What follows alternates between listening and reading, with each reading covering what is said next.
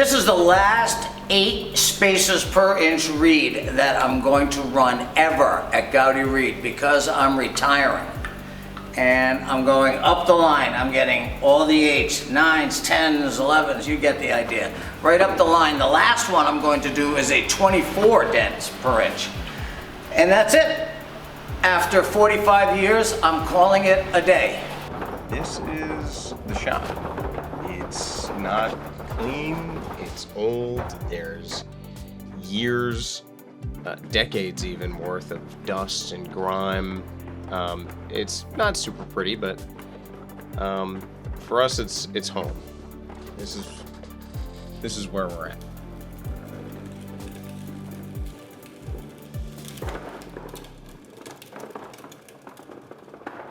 When I go into the shop every day, there's something really special about it being ours. Like, it's my family's. So even when I'm doing these menial tasks, there's a certain type of pride that comes with it, and that's something really special.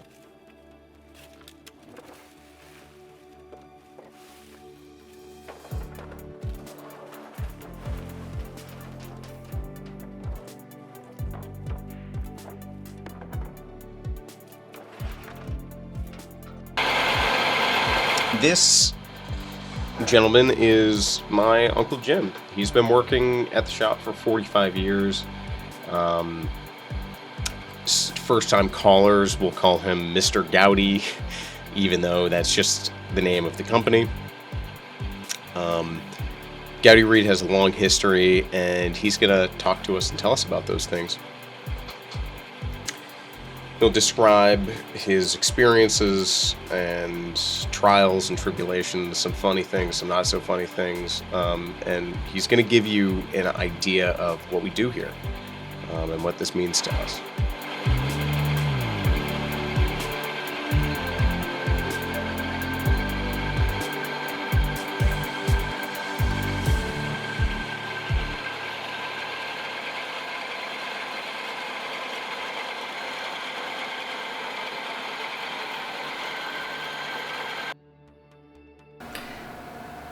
And my great-grandfather, Kevin, the guy behind the camera's great-great-grandfather, bought it from Gowdy, or one of his relatives, in 1900. And it was incorporated in Providence in 1900.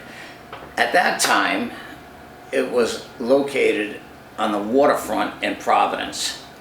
And then it moved to a location specifically made for reed production on 1226 North Main Street in Providence.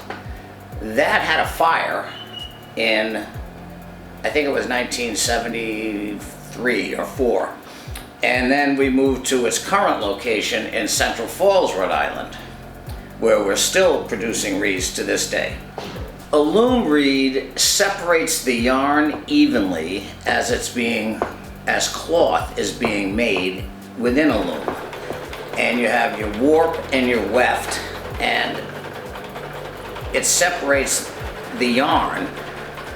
So if you were weaving silk, it would be 40 or 50 teeth per inch. But on the other end of the spectrum, if you were weaving burlap, it would be 4 or 5. So something has to separate it evenly as it's being woven. And that's what a loom reed does. It's like a comb with a top on it.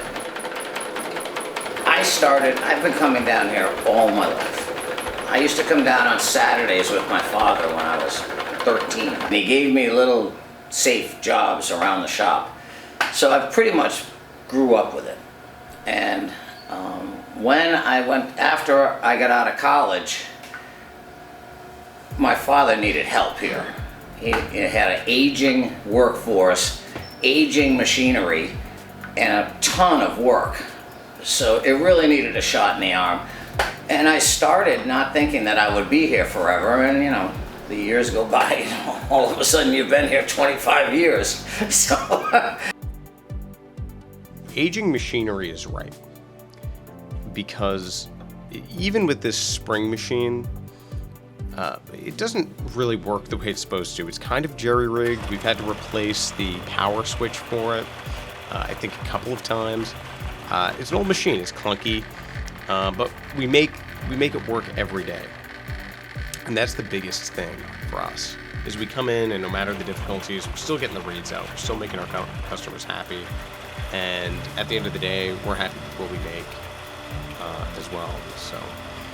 But right here, I'm just making springs that even out the spaces, so they're absolutely perfect. So this machine I use quite a bit, and when it doesn't work, it's very frustrating.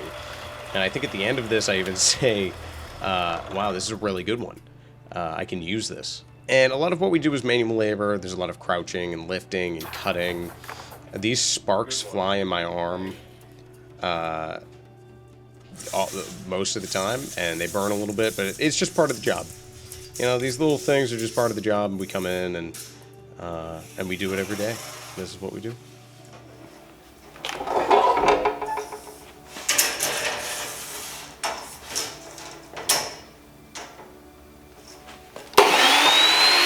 If we stop production today, it won't be from lack of work. We have tons of work. I turn away people weekly, but it'll be from getting lack of help, lack of employees that want to do this type of work anymore. Because it's very old school. You get dirty.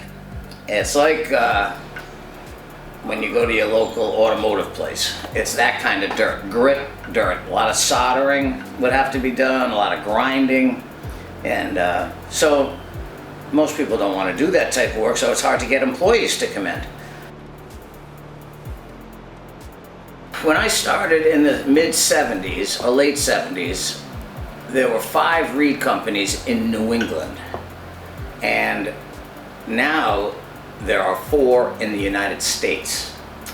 So the industry as a whole has been diminishing, as we all know. China and Central America and third world countries that are producing the cloth. So I don't make industrial reeds anymore. I stopped production of those 2 or 3 years ago. But when, at the end of producing those, we were sending most of our stuff to Colombia, Central America, the Philippines, Vietnam, anywhere but America, Mexico, and also the machinery that was using our reeds that we made was going faster and faster and faster, and the materials that we used within the reed had to, get better. So we were using a high-end epoxy and soldering.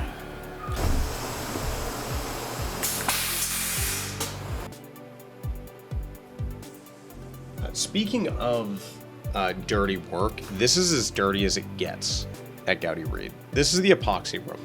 This is the thing that holds these reeds together. So it's another important part of our process in making the reeds. I spend a lot of time in this room. It's really hot. It's sticky. We have to use acetone to get it off our skin and to make sure it doesn't stick to the part of the reed that people actually use, which is the middle part. So it's really dirty. We do not wear things that we like or care about a lot to the shop. And within all of this, we get cut and burned, and it's uncomfortable, and our hands get tired. And what I'm doing here is really intricate. So a lot of the time I just kind of have to fight through that pain a little bit and make sure that everything's working nicely. So it's kind of loud too in the shop. The hissing noise that you can kind of hear in the background is the noise that the epoxy machine makes the entire time that you're in this room using it. It runs on air, so a little bit of air leaks out of all these components. It's very mechanical and very intricate. This machine is probably one of the newest machines that we have, even though it might not look like it. It was probably, I believe it was made in the 1970s, 1980s. So we bought it used, but this machine is part of our lifeblood. This is one of the ones that lets us actually do our job and make sure that we're getting the reeds out. The rags that we have, we do not have many of them. They get stained and gross, and the epoxy sticks to them and they get stiff. They're not very pleasant to use. But we use them, and they work. Everything that we do works, and it's through trial and error that we figure this out. I am not a master myself. I'm definitely not as fast as my Uncle Jim, and this process is still something I'm learning. In a way, that's probably one of the hardest parts about leaving Gowdy Reed is I know I haven't mastered this craft that my family has done for so long. I'm still learning. And it's a slow process. It takes years and years to fully master this craft of reed making. And so too in the loom business. They empathize with us a lot in that. The weavers, the hand weavers, empathize with us very much because they take decades to master their craft. And some of the things that they do are so intricate. It's a fine art, and to be a part of that is really something special. So to leave that behind is going to be kind of hard.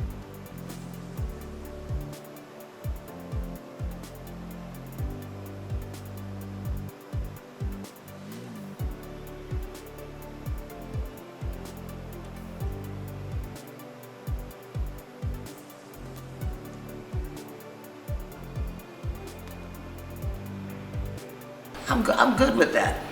I am. People are like, how come you don't give it to Kevin and blah, blah,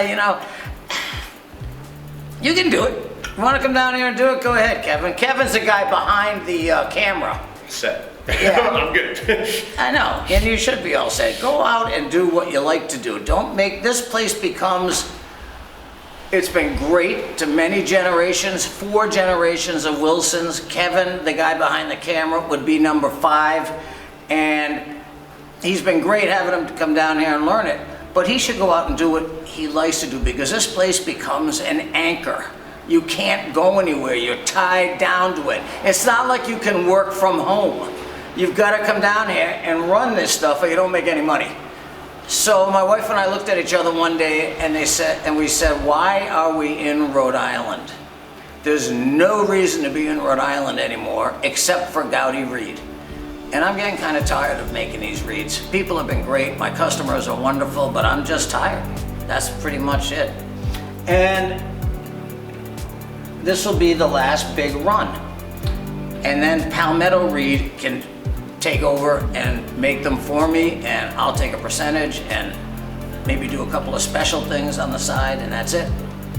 Just call it a day.